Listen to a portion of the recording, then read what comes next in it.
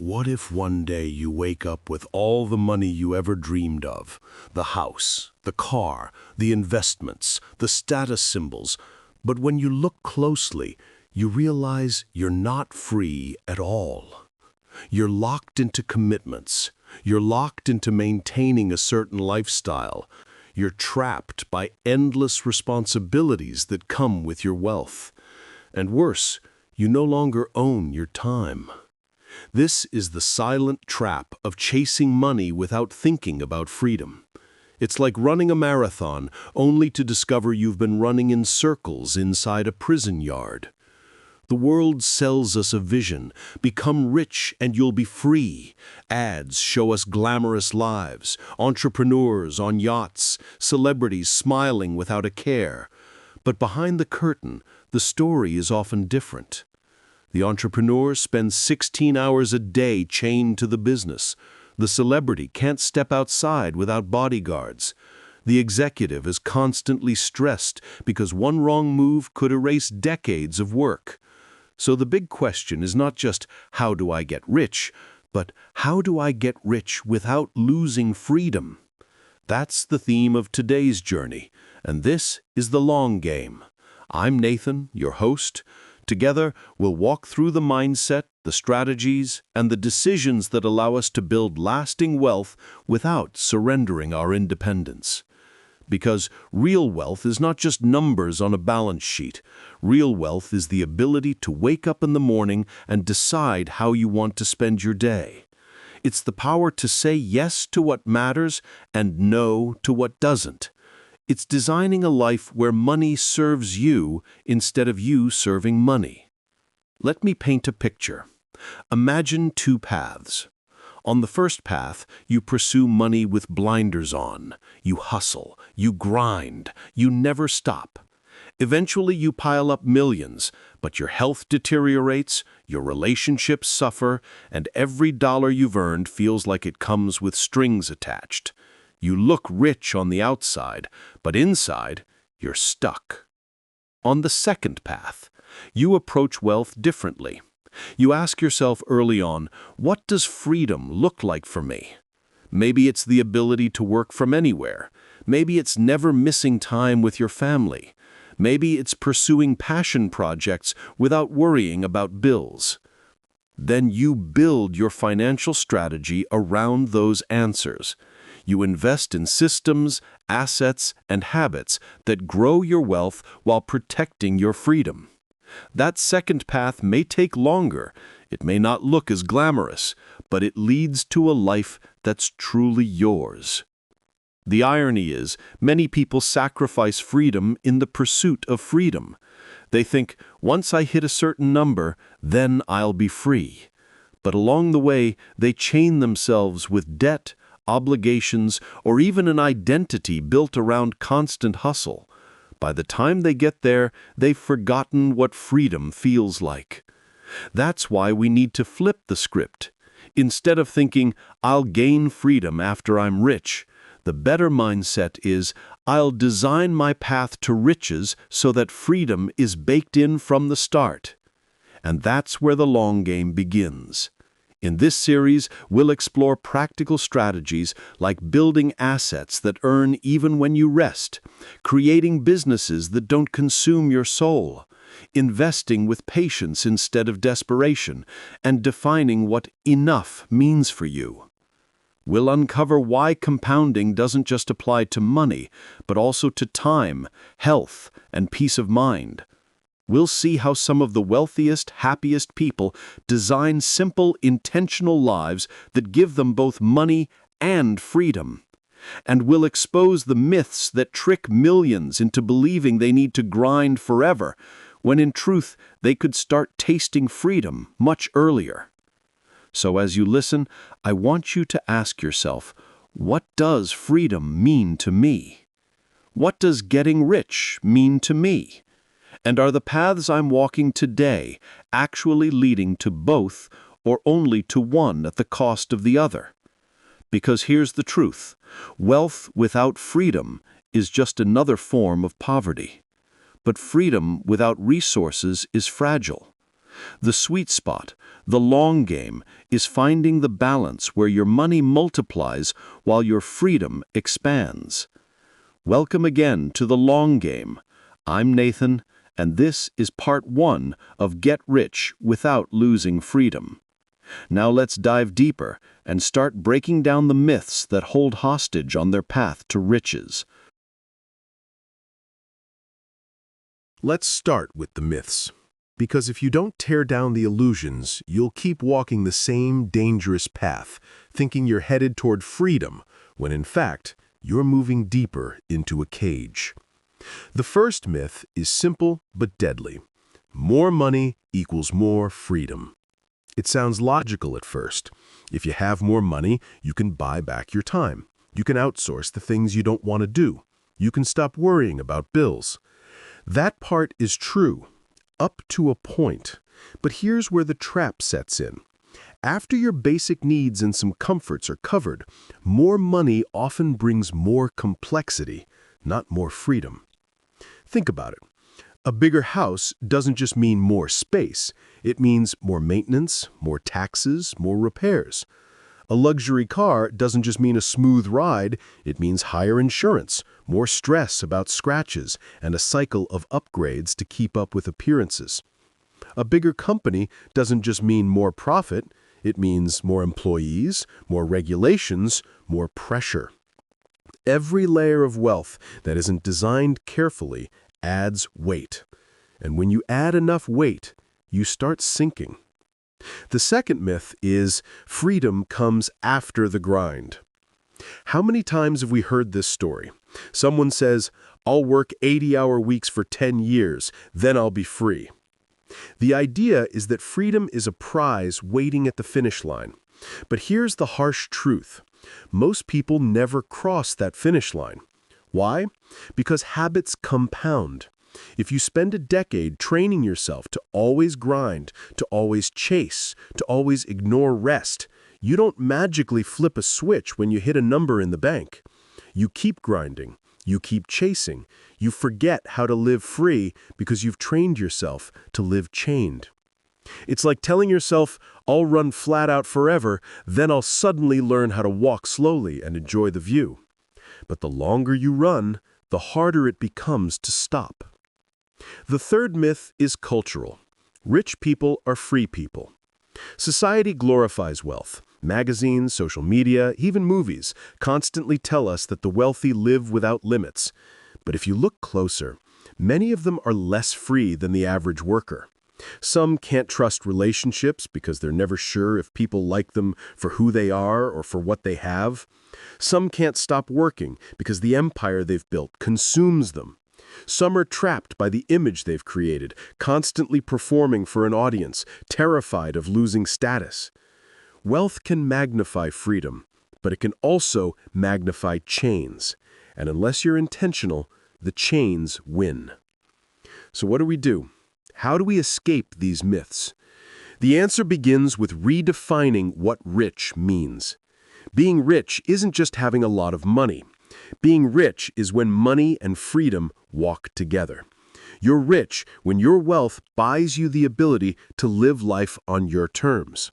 You're rich when you can choose who to work with, what projects to pursue, when to say no.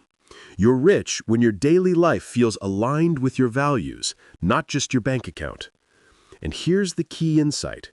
Freedom has to be designed, not delayed. You don't wait until you're rich to design freedom. You design freedom into the very process of getting rich. That means building wealth vehicles that don't consume you. It means setting boundaries early. It means refusing to sacrifice everything for money. Because once you lose your health, your peace, your relationships, no amount of money can buy them back at the same quality. There's a story about Warren Buffett. He once said that the difference between successful people and very successful people is that very successful people say no to almost everything. Think about that. Buffett has billions, but he values his calendar more than his cash. Why? Because real wealth is owning your time. That's the design of freedom. Or take Naval Ravikant, a modern thinker on wealth. He says, play long-term games with long-term people. He also talks about building wealth that is not tied to renting out your time. Because if you only earn when you're present, you're never free. But if you create systems, through investments, ownership, or scalable work, your money grows even while you rest. That's the practical side of freedom, designing wealth engines that keep moving without you constantly pushing the wheel. So let's step back. Ask yourself, if your definition of rich requires you to constantly sacrifice your freedom, is that real wealth? Or is that slavery with a higher paycheck?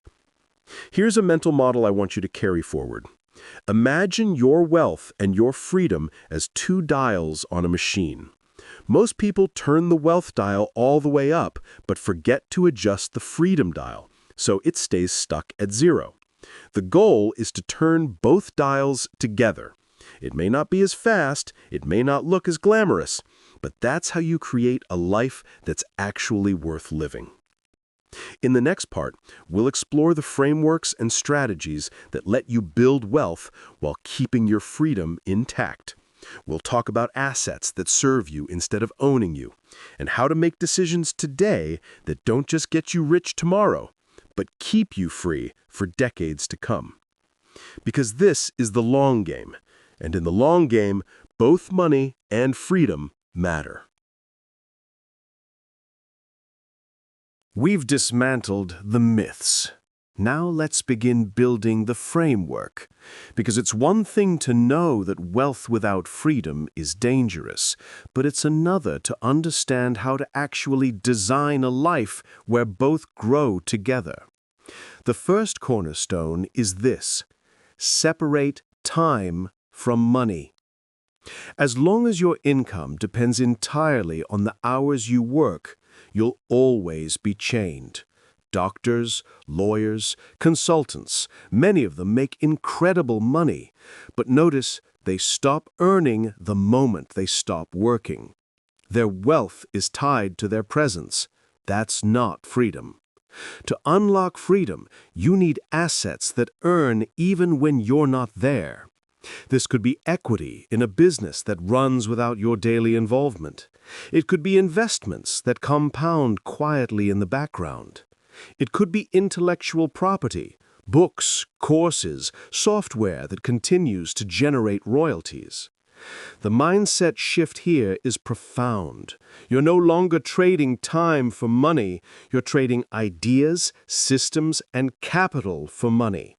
And once that happens, your time is no longer the bottleneck. The second cornerstone: design businesses that don't consume you. Not all businesses are created equal. Some businesses become prisons for their founders. The classic example is the small business owner who owns a job. They may technically be the boss, but they can't step away for even a week without everything falling apart. That's not freedom. Contrast that with a business that's systemized, where processes and people carry the load. The founder works on the business, not just in it. That kind of business can grow wealth and protect freedom at the same time. Think of Ray Kroc with McDonald's. He didn't just build a restaurant, he built a system. The system could run without him flipping burgers. That's why it scaled worldwide. The lesson? If your business depends entirely on you, it owns you. If your business runs on systems, you own it. The third cornerstone: invest with patience, not desperation. Desperation kills freedom. If you're constantly chasing quick wins, if your wealth is tied to short-term moves, you become a slave to volatility. The stock market dips, and suddenly your stress levels spike. Real estate slows and your plans collapse. But if you invest with patience, long-term, compounding, diversified, you shift from being reactive to being secure. When your investments are designed to grow steadily over decades, you don't have to constantly watch the ticker. You don't have to panic. That calmness is a form of freedom. Warren Buffett again provides a model. He says his favorite holding period is forever. He doesn't get rich by chasing quick flips. He gets rich by letting compounding do the heavy lifting. And compounding only works if you give it time. Now, the fourth cornerstone, define what enough means for you. This is perhaps the most underrated strategy of all. If you don't define what enough means, you'll chase forever. No matter how much you earn, it won't feel like enough. You'll keep upgrading, keep expanding, keep trapping yourself in bigger commitments. But when you have clarity about what enough looks like, when you know how much is required to live the life you truly value, you can stop the endless chase. And paradoxically, that's what allows wealth to actually bring freedom. Imagine two people. One has $10 million, but constantly feels broke because they compare themselves to billionaires. The other has a simple life, steady investments, and the ability to choose how they spend their days. Who's richer? The answer is obvious. True wealth is not just about money, it's about sufficiency, it's about peace. And defining enough is the key to protecting that peace. The fifth cornerstone, guard your time like treasure. Money can be lost and regained. Time only moves in one direction. Yet many people treat time as if it's cheap, while hoarding money as if it's priceless. The wealthy who stay free flip that equation. They understand that time is the ultimate currency. So they design lives where money serves their time. They say no to projects that consume their calendar without giving joy. They outsource tasks that drain them. They protect their mornings, their evenings, their focus. Because freedom is not just the absence of work, it's the ability to direct your time to what matters. Now, here's the paradox. The freer you want to be, the more disciplined you must become. Freedom without discipline is chaos. If you want financial freedom, you must be disciplined about spending, investing, and building. If you want time freedom, you must be disciplined about boundaries and focus. Discipline creates the structure in which freedom can live. Now, let's bring this all together with an image. Picture your life as a tree. The roots are your principles, your definition of freedom, your values, your sense of enough. The trunk is your wealth system, investments, businesses, assets. The branches are your opportunities, the projects, hobbies, experiences you choose. The fruit is your freedom, the life you live each day. If your roots are shallow, the tree falls in storms. If your trunk is weak, the branches can't grow. If you never stop to enjoy the fruit, the whole purpose is lost. But when you design it all intentionally, your life tree becomes strong, resilient, abundant. That's the essence of getting rich without losing freedom. Grow your tree, but don't forget why you planted it. In the next part, we'll go deeper into practical tactics. We'll look at how to apply these principles in everyday life, what kinds of assets to build, how to think about work, how to align money goals with freedom goals, and how to avoid the common traps that enslave people even after they've made it. Because theory inspires, but tactics liberate, and freedom requires both. We've talked about principles and cornerstones, but now let's roll up our sleeves and talk about tactics. The practical moves that allow you to grow wealth while preserving freedom. Because here's the truth. Freedom is not an accident. It's engineered. And engineering freedom while pursuing wealth requires deliberate choices. The kind most people avoid because they're seduced by quick wins. So let's break it down step by step. The first tactic: choose assets that don't own you. Not every investment is built equally. Some assets look profitable, but secretly tie you down. For example, imagine buying a rental property that constantly needs repairs, tenants calling you at midnight, legal headaches piling up. Yes, it may generate income, but it also drains your freedom. Contrast that with a well-managed real estate investment trust, or REIT, or a property managed by a professional team. Same exposure to real estate wealth, but without the constant headaches. Or consider business ownership. Some businesses are cash cows that require minimal oversight. Others are operational nightmares. The difference is whether you choose ownership that scales without your constant attention. Equity in scalable companies, index funds, or automated online products often give you leverage. They multiply wealth without multiplying stress. The second tactic, build systems that work while you sleep. Systems are the secret sauce of freedom. Automation, delegation, and process design transform obligations into flows. For instance, set up automatic investing. Instead of manually deciding when to move money each month, build a system that invests for you.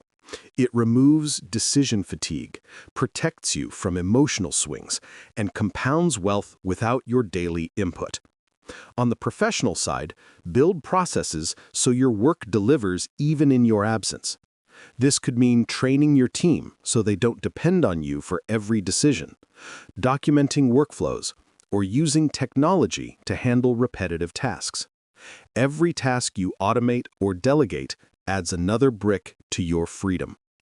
The third tactic, align money goals with life goals. This sounds obvious, but it's where most people fail. They chase money for its own sake. They set arbitrary numbers. I want 10 million, I want 100 million, without asking why. But if you flip it around, the clarity is liberating.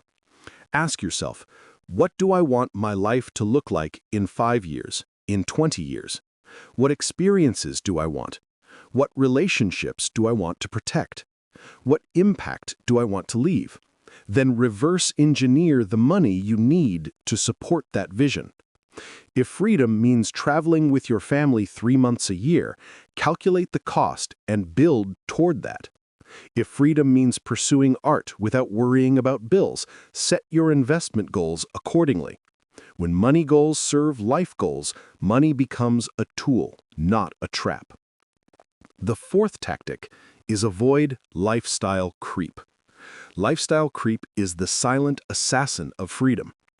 Every time income rises, expenses rise too. A bigger house, a newer car, more subscriptions, more commitments. Suddenly, even though you earn more, you feel less free because your burn rate skyrockets. The cure is intentional living.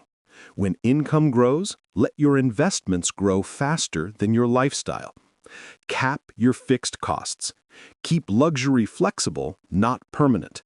For example, rent an luxury car for a week instead of locking yourself into a permanent lease. Take a vacation in a 5-star hotel without needing to own a second home that drains you year-round. This way, you taste abundance without chaining yourself to it. And the fifth tactic is build optionality. Optionality is the ability to pivot, to adapt, to walk away. It's one of the most powerful forms of freedom. And you build it by creating multiple streams of income, maintaining low fixed costs, and keeping your identity flexible. If all your wealth is tied to one job, one client, or one market, you're vulnerable. But if you diversify stocks, real estate, intellectual property, maybe even a side business, you gain the power to walk away from toxic situations. That's optionality. And the sixth tactic is practice minimalism of commitments. We often think of minimalism as owning fewer things, but the deeper minimalism is owning fewer obligations. The wealthy person who says yes to everything, every board seat, every investment, every social event, often finds themselves suffocating. The free person says yes rarely, but fully. They protect bandwidth. They curate commitments. They make sure every yes aligns with their freedom. This is why some of the most powerful people in the world wear the same clothes every day or eat the same meals. They're not boring. They're protecting their decision-making bandwidth. They know freedom lies in focus. And the seventh tactic is live below your means, but above your fears. Living below your means ensures compounding works in your favor. But living above your fears means not shrinking from opportunity. Don't be so frugal that you paralyze yourself. Use money to expand experiences, relationships, and growth, while always protecting the base that gives you peace of mind. Think of it as building two layers. The foundation, your safety net, your investments, your passive income streams. That layer keeps you secure. The second layer is your ventures, passions, and experiments. That's where you play. When you have both layers, you're free to live boldly without fear of collapse. Now let's tie this all back to freedom. Each tactic points to the same truth. Freedom isn't something you stumble upon at the finish line. Freedom is baked into the way you earn, spend, invest, and commit today. And here's the paradox. By designing for freedom first, you often end up wealthier. Because you're not desperate, you're not reactive, you're not over-leveraged. You make clear decisions, and clear decisions compound into extraordinary wealth. As you listen, imagine what freedom looks like for you. Is it geographic? Being able to live anywhere? Is it temporal? Owning your calendar? Is it creative? Spending your life on things you love? Then ask, how can my financial systems serve that vision today, not someday? In the final part, we'll bring it all together. We'll talk about the long game, how to sustain this balance of wealth and freedom for a lifetime. Because getting rich without losing freedom is not just a goal, it's a lifelong practice, a rhythm that must be tended as carefully as any garden. We've walked through myths, principles, and tactics. Now it's time to tie everything together. The long game of becoming rich without losing freedom. Because the truth is, this isn't a sprint, and it isn't a single decision. It's a series of choices made day after day, year after year, that compound into a life that is both abundant and free. So let's step back and look at the big picture. Getting rich without freedom is like winning the game but losing your soul. Getting freedom without resources is like having wings with no fuel. But when you put the two together, when your wealth serves your freedom, you enter a different category of living. You become someone who doesn't just survive, doesn't just accumulate, but someone who thrives, someone who directs life instead of being directed by it. This is the essence of the long game. The first truth to remember: money is a tool, not a master. Every dollar you earn carries energy. It can either trap you or release you. If you let money dictate every choice, bigger house, flashier car, endless comparisons, you end up serving it. But if you flip it, if you tell your money where to go, what to build, what to protect, it becomes a servant of your freedom. That's the first step to mastery. The second truth: freedom is designed daily. It's not just about quitting a job one day or selling a company for millions. It's about the micro decisions. Do you schedule your day around what matters to you or around everyone else's agenda? Do you invest automatically or do you gamble emotionally? Do you say yes out of fear or no out of clarity? Freedom is not built in grand gestures. It's built in daily design. The third truth: compounding applies to more than money. Yes, compound interest grows wealth, but compounding also grows habits, relationships, and peace of mind. If you compound stress, chaos, and overwork, no amount of money will fix you. But if you compound rest, clarity, and aligned decisions, your life expands. The richest form of compounding is when your time, your health, your wealth, and your joy all reinforce each other. The fourth truth: simplicity scales better than complexity. Freedom thrives in simplicity. The fewer moving parts, the fewer chains. That doesn't mean avoiding ambition. It means stripping away distractions and focusing on what multiplies. The investor who tries to master every trade ends up burnt out. The investor who focuses on long-term compounding thrives. The entrepreneur who chases 100 opportunities burns out. The one who builds one scalable system creates both wealth and freedom. The fifth truth: you must define your own scoreboard. If you let society define success, you'll always feel trapped. Someone will always have more. Someone will always look freer. But when you define your scoreboard, your enough, your freedom metrics, you stop playing someone else's game. Maybe your scoreboard says, I want enough investments to cover my living costs so I can write books. Or maybe it says, I want to work 3 days a week and spend the rest of my time with family. Whatever it is, your scoreboard is yours. That's freedom. And here's a powerful reflection. Freedom isn't always visible from the outside. A billionaire with endless obligations may look more successful than someone living quietly with financial independence. But if you look deeper, the second person may be freer. Freedom is invisible. It's the smile on a morning when you choose your own agenda. It's the calm in knowing your money works for you. It's the joy of saying no without fear. So how do we sustain this balance for life? By treating wealth and freedom as a dance. Sometimes the wealth dial needs attention, building assets, growing income, scaling systems. Other times, the freedom dial needs attention, taking time off, protecting relationships, saying no. The art is knowing when to shift, when to rebalance. Too much wealth focus, and you risk chains. Too much freedom focus without structure, and you risk collapse. The long game is adjusting both over decades until they move together. Let's imagine your life 30 years from now. You've built wealth patiently with compounding assets. You've said no to obligations that didn't align. You've avoided lifestyle creep. You've built systems, and you've protected your time. You wake up in a home that's enough. Not too much, not too little. You look at your calendar and see space, not chains. You have the resources to say yes to adventures, to generosity, to creativity. That's the vision. That's wealth with freedom. And here's the invitation. Start now. Don't wait for someday. Bake freedom into your wealth path today.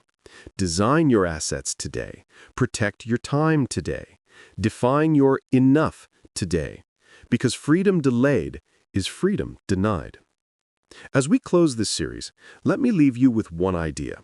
Money and freedom are both games of compounding. Every choice you make compounds into either more chains or more space. So choose wisely. Choose the long game. I'm Nathan, and this has been The Long Game. Thank you for joining me in exploring how to get rich without losing freedom. May your wealth serve your life, and may your freedom expand with every choice you make. Because in the end, the goal isn't just to be rich. The goal is to be free.